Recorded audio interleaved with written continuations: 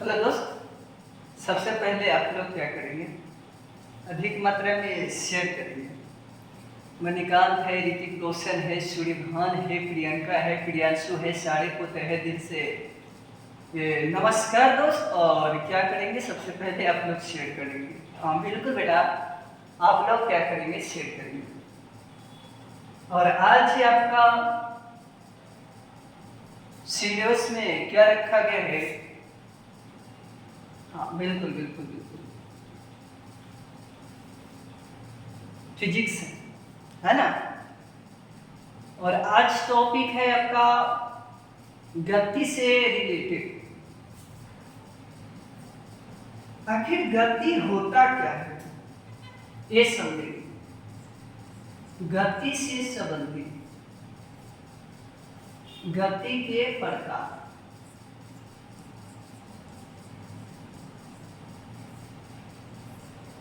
गति के प्रकार ये आपका क्या होता है?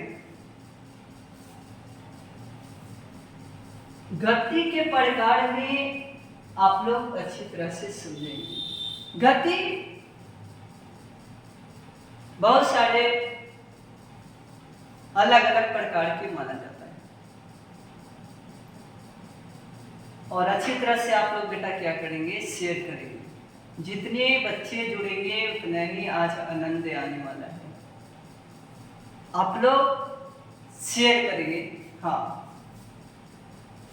गतिशील वस्तु जो होते हैं ना पार्टनर, गतिशील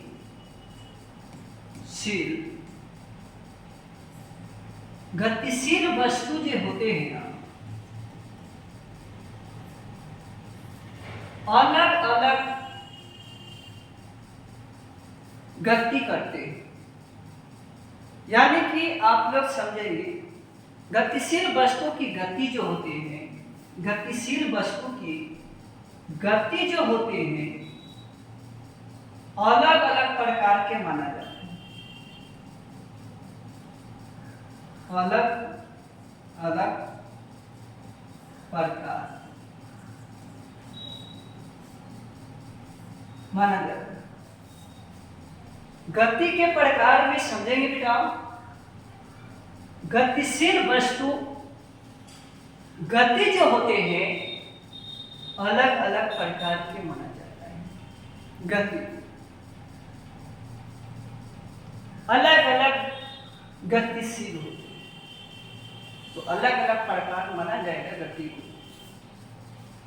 हर एक कहानी को समझते हुए चलेंगे। गति के प्रकार आप ले सकते हैं, बढ़िया से ले सकते हैं। दोलन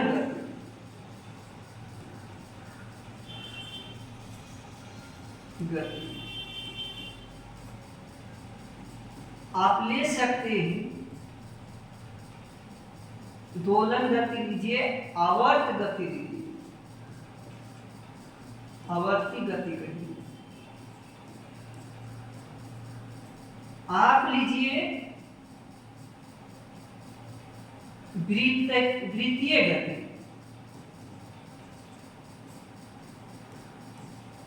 वृत्तीय गति एक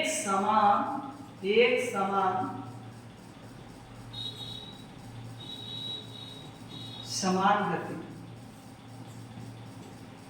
आप लेंगे घूर्णन गति,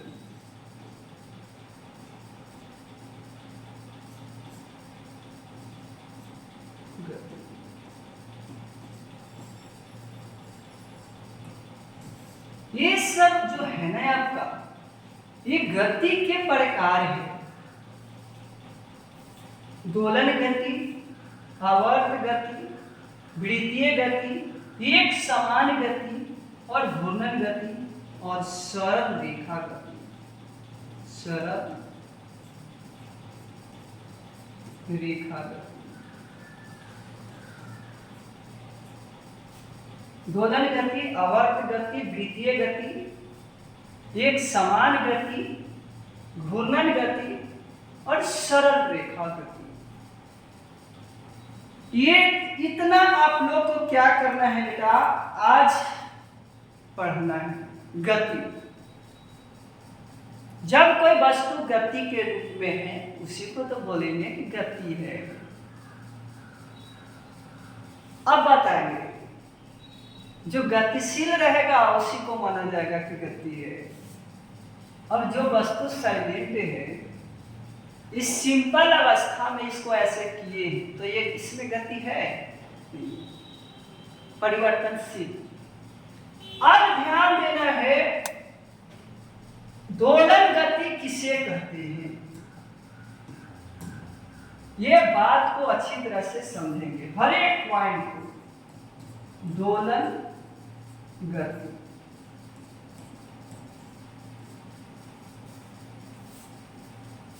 दोलन गति में यह समझना है कि कोई वस्तु लेती है, वस्तु, और क्या करते हैं, झूला आप झूले होंगे बेटा, झूला आप झूले होंगे और इस तरह से लुटका देते हैं, और क्या कीजिएगा इस क्षेत्र में चला जाएगा। जब यहां से हम ऐसे खींचेंगे, ये पॉइंट को हम ऐसे कर लेंगे, ऐसे धर के, और फिर छोड़ेंगे, यहां चले जाएंगे, फिर यहां आ जाएंगे, और ये परंपरा बार बार दोहराता है। और यही जो है ना, इसी गति को हम लोग वृत्तीय गति कहते हैं। फिर से समझेंगे कि दोलन गति आपका क्या है, बहुत अच्छी तरह से समझने का प्रयास करेंगे। जब कोई पिंड है और ये पिंड जो है ना, और इसको मध्य में रखा जाता है और इसको क्या किया जाता है, ये पिंड जो है आपका आगे पीछे घर्षण कर रहा है, गति करने लगा है, लगातार गति करता है। और यही गति को इस पिंड के क्या हो जाएगा, गति आ जाएगा, और इसी अवस्था को हम लोग दोलन गति करते हैं। विस्थापित होना, विस्थापन में परिवर्तन चला जाना, वही आपका कहलाता है बिल्कुल बिल्कुल बिल्कुल दोलन गति कहते हैं। इसको हम लोग और एक नाम से जानते हैं, दोलन गति को कंपन गति, कंपन हो गया। लेकिन हाँ बेटा, इसमें समय फिक्स नहीं होता है। ऐसा माना जाता है ना कि समय इतना 10 सेकंड में यहाँ गया, 10 सेकंड में यहाँ आ गया। इसमें समय का इनवेरिएबल समय इसमें नहीं होता है। अब ये बात ध्यान से समझेंगे, ये झूला इन्हीं से गया है, ऐसे आया है, ऐसे चला गया है। और इसमें क्या हुआ है कि इस पिंड में आपका क्या हुआ है, इधर उधर को स्थिति को ही हम लोग गति को क्या कहेंगे, हम लोग दोलन गति कहते हैं या कंपन गति कहा जाता है। अब इतना समझ में आप लोग को आ गया होगा। जैसे कि आप लोग एक पॉइंट और समझेंगे, झूला झूले होंगे और ऐसे करके झूला झूलते हैं, और यही अवस्था को गति हो जाता है, इस गति अवस्था में आ जाता है, और यही को दोलन गति करते हैं। कंफ्यूज जोड़। अब चलते हैं आवर्त गति पे। इसमें जैसे में लिख सकते हैं आप सीधा सीधी लिख सकते हैं। हाँ, अच्छी तरह से आप लिख सकते हैं।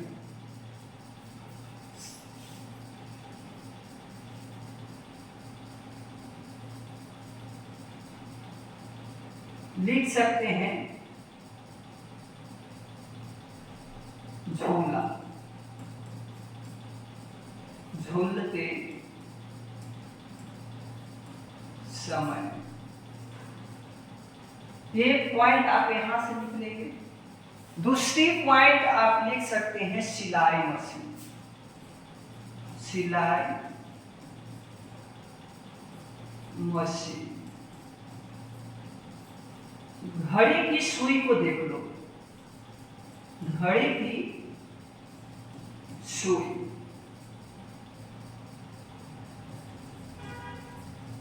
ये भी आपका जो दिखाई देता है, ये सब आपका दोलन गति माना जाता है, लगातार परिवर्तन होता है। इतना आप लोग को समझ में आ ही गया होगा। ऐसे जवाब देंगे कि कोई वस्तु निश्चित समय के बाद जो आपका मार्ग पर निश्चित बिंदु से लगातार कंपन करती है, उससे हम लोग दोलन गति करते हैं। चलिए तन्निशुन आप समझेंगे, आवर्त गति को समझेंगे। आवर्त गति किसे कहते हैं, आप इससे ही माना जाता है। थोड़ा सा इसमें क्या होता है, चेंज होता है। इसमें निश्चित समय के साथ होता है, निश्चित समय के साथ होता है, निश्चित समय के साथ होता है। यानी कि यहां से गया 1 सेकंड में, और यहां से फिर यहां 1 सेकंड में, फिर 1 सेकंड में, ऐसे परिवर्तन होता है। और जो गति उत्पन्न होते हैं वही तो आपका क्या कहलाते हैं, आवर्त गति कहलाता है। यहां तक समझ में आया कि ना आया बेटा, ये बताइए। घड़ी की सुई को घूमना, अब ध्यान दीजिएगा, इसका भी अच्छी जवाब लिखिएगा कि घड़ी की सुई को घूमना। ये पॉइंट आप यहां से लिख सकते हैं, दूसरी पॉइंट आप लिख सकते हैं। देखिए घड़ी का जो सुई होता है ना, चला घड़ी का जो सुई होता है, सेकंड वाला सुई को देखिए, सेकंड वाला सुई इस तरह से घड़ी होता है। ये 12 है, तो ये 6 है, तो ये आपका 9 है, तो ये 3 है, इतना ही लेते हैं। फिर यहाँ 1 हो जाएगा, यहाँ 2 हो जाएगा, और यहाँ 4 हो जाएगा, यहाँ 5 हो जाएगा, और यहाँ 7 हो जाएगा, यहाँ 8 हो जाएगा, और यहाँ 10 हो जाएगा, यहाँ 11 हो जाएगा। इस तरह से आपका जो घड़ी है, और यहाँ से प्रारंभ करता है, मानते हैं कि ये वाला आपका सेकंड वाला है, सेकंड वाला है सुई है। और ये क्या करेगा बेटा, यहाँ से यहाँ तक आने में आपका जो टाइम लगेगा वे 60 सेकंड का टाइम लगेगा, है ना। और 1 मिनट में परिवर्तन कर लेगा, और यही परंपरा फिर यहाँ से प्रारंभ कर देगा, और यही तो आपका आवर्ती गति कहते हैं, है ना। आवर्ती गति कहते हैं, यानी बार बार दोहराना। यहां तक क्लियर है कि ना है बेटा, ये जवाब दे दो। चलिए क्लियर है, तो आप पहला तो स्टेटमेंट लिख ले कि घड़ी की सुई को घुमाना। दूसरा लिखेंगे सूर्य के चारों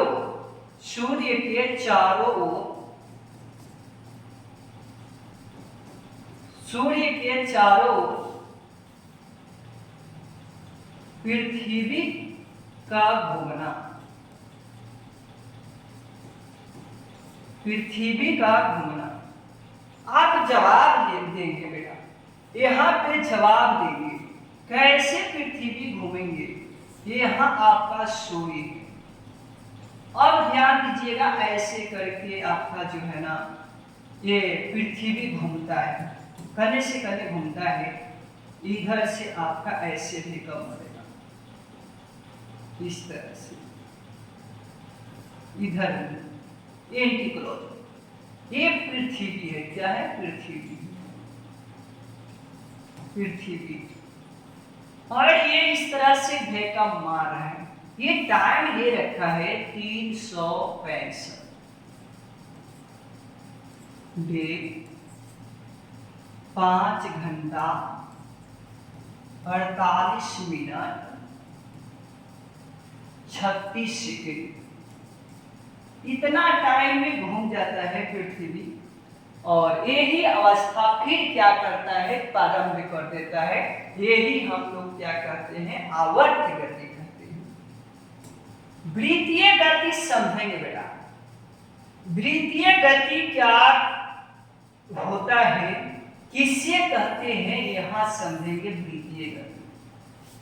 हाँ, वृत्तीय गति आपका क्या है, आप जवाब देंगे कि जब कोई वस्तु वृत्ताकार मार्ग पर चलता है उसे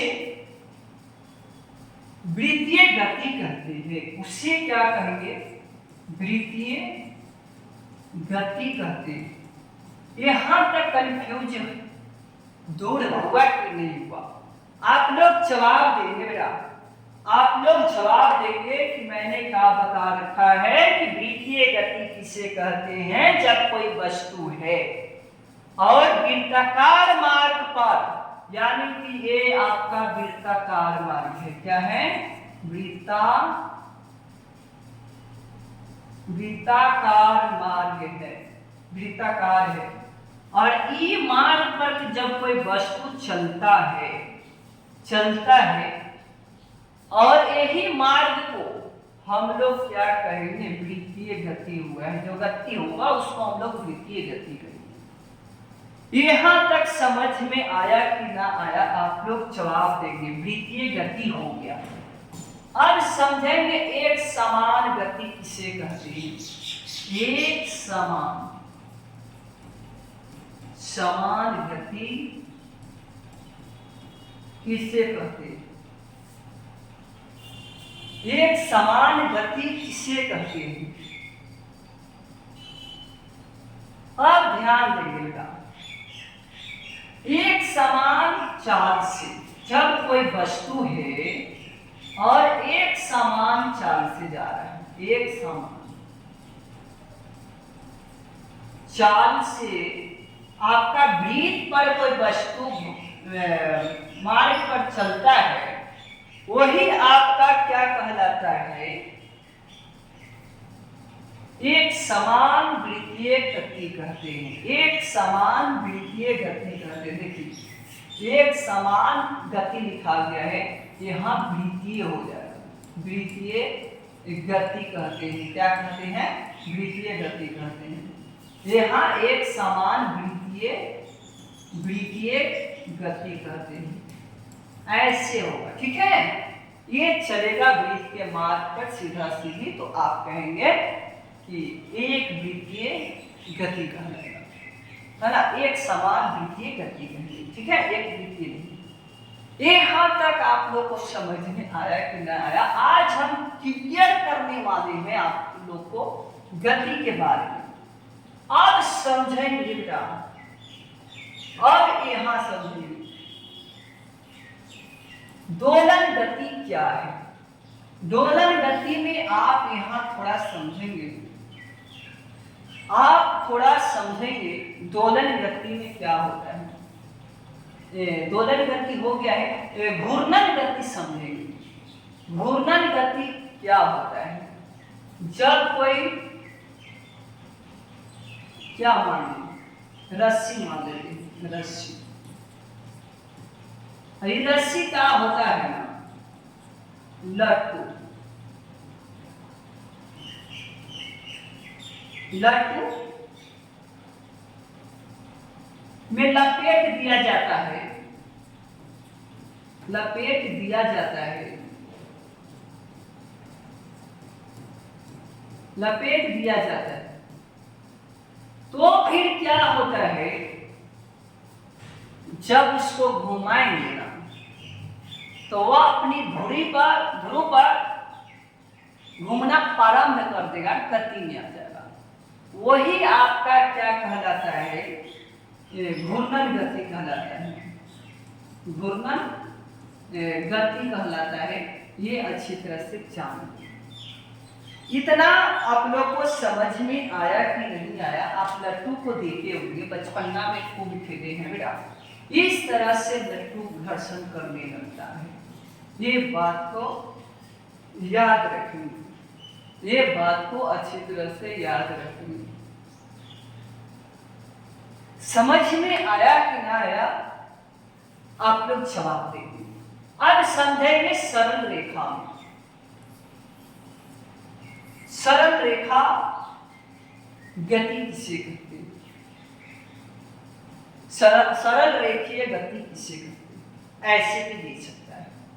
आप जवाब देंगे कि जब कोई वस्तु एक सीधी रेखा में, सीधी रेखा में गमन करती है, उसे सरल रेखीय गति कहते हैं। जैसे में सड़क पर गाड़ी चलती है, वे आपका क्या कहलाएगा? सरल रेखीय गति कहलाएगा। इतना आप लोग को बेटा समझ में आ ही गया होगा।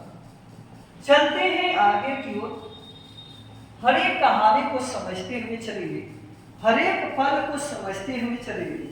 आप लोग को इतना समझ में आ गया होगा बेटा। अब चलते हैं न्यूटन के गति।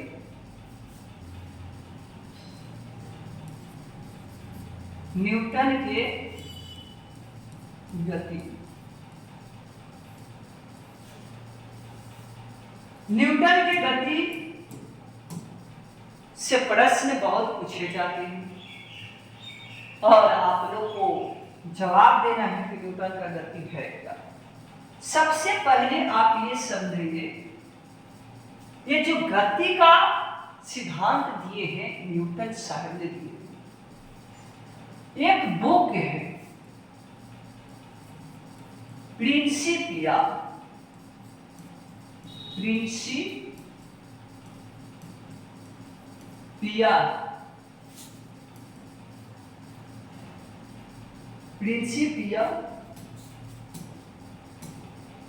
बुक का नाम है। इसमें चर्चा मिलता है गति का, और ये दिए थे 1687 ईस्वी न्यूटन नामक। आइजैक न्यूटन कहा जाता है। क्या कहा जाता है? पूरा नाम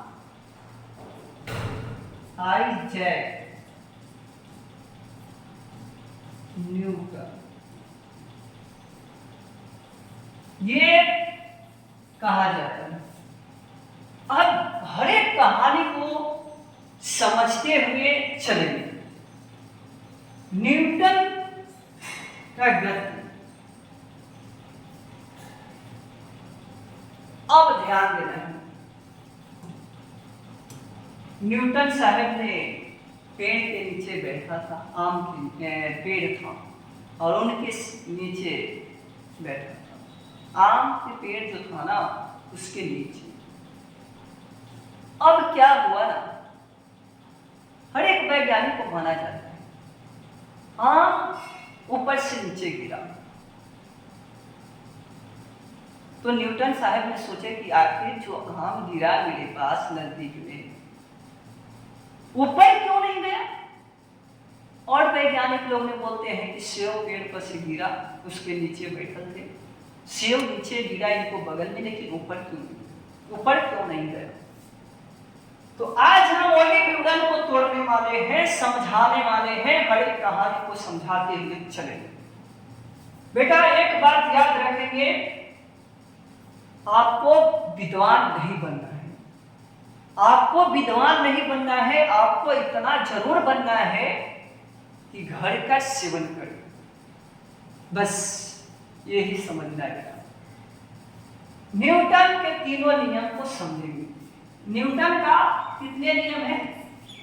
3 नियम, 1 नियम, 2 नियम और 3 नियम। पहला बल,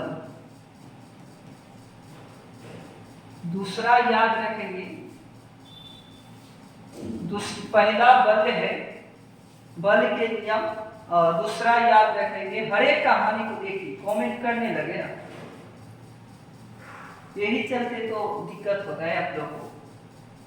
ये बेटा जड़त्व है,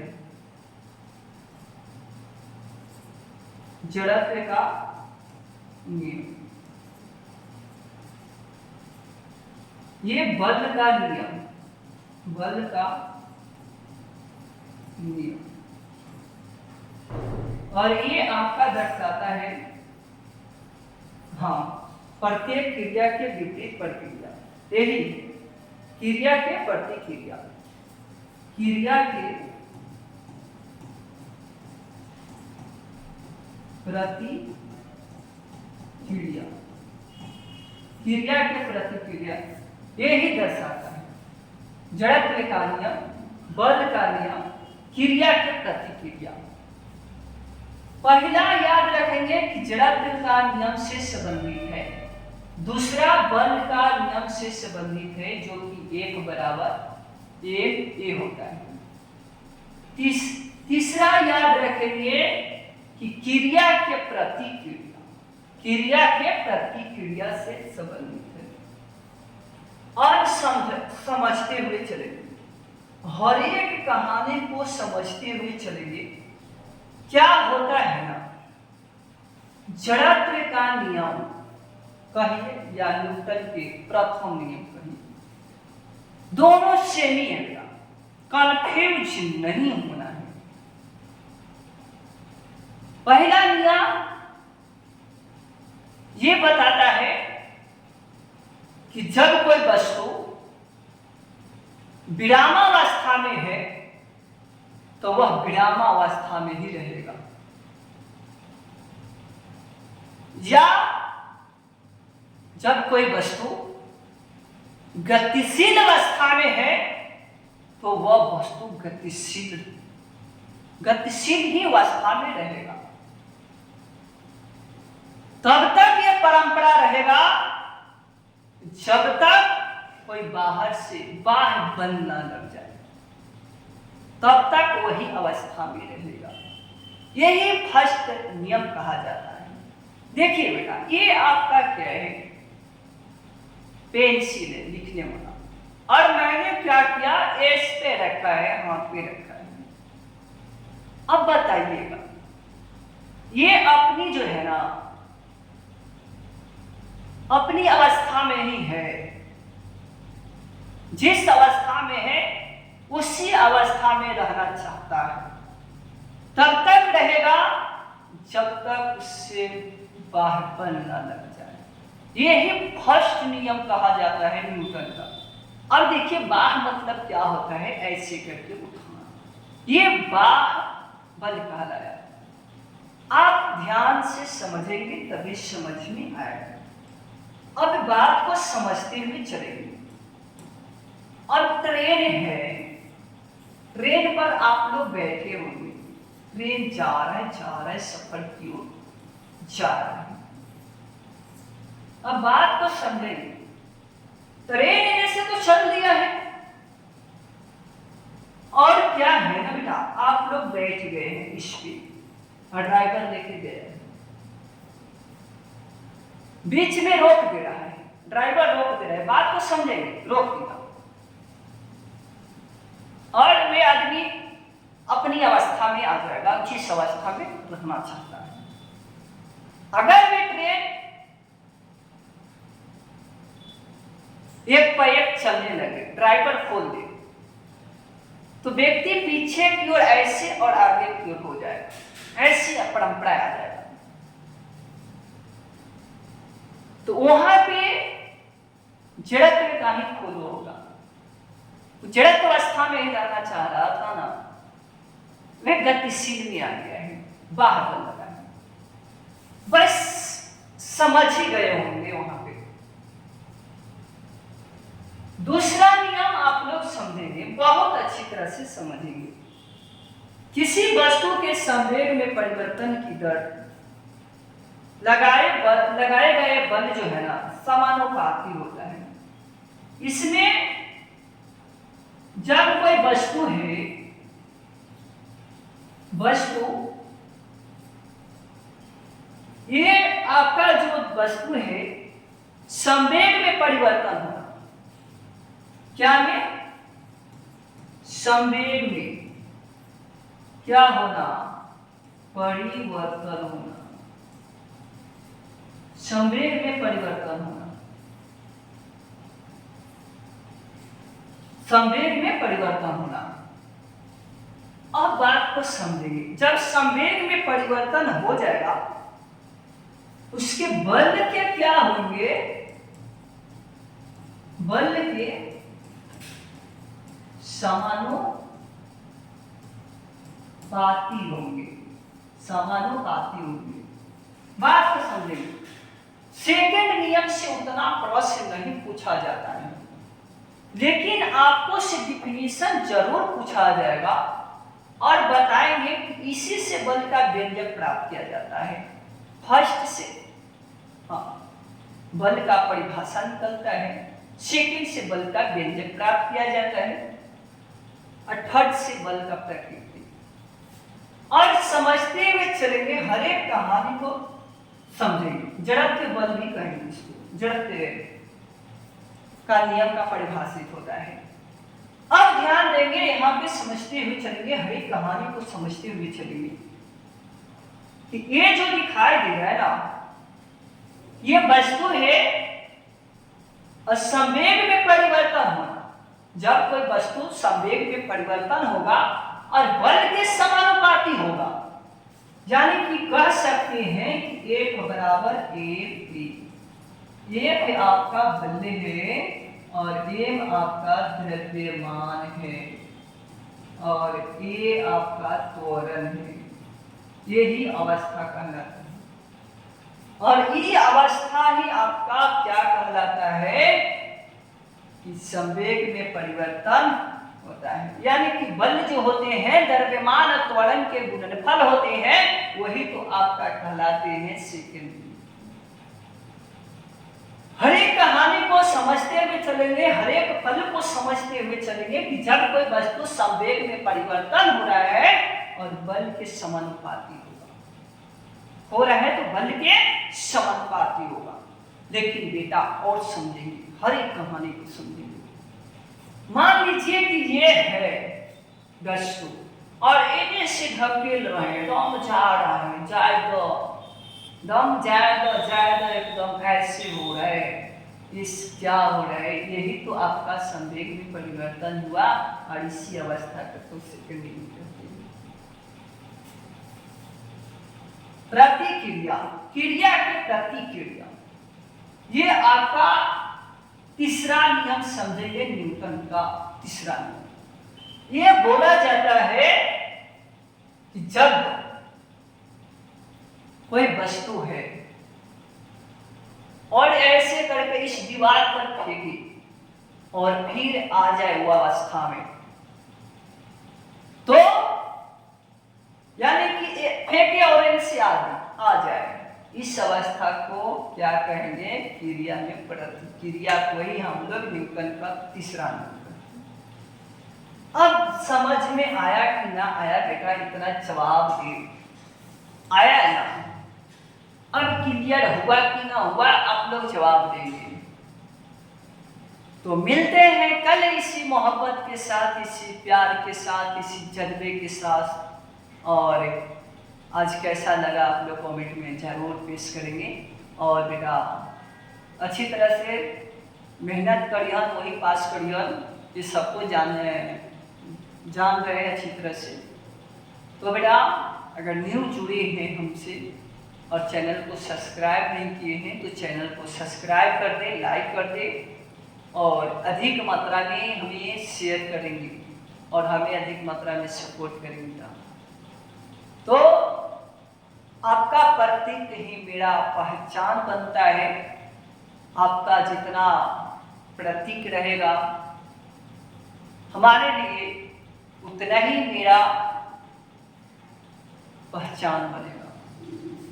तो थैंक्स दोस्त, मिलते हैं इसी मोहब्बत के साथ, इसी जज्बे के साथ, इसी प्यार के साथ।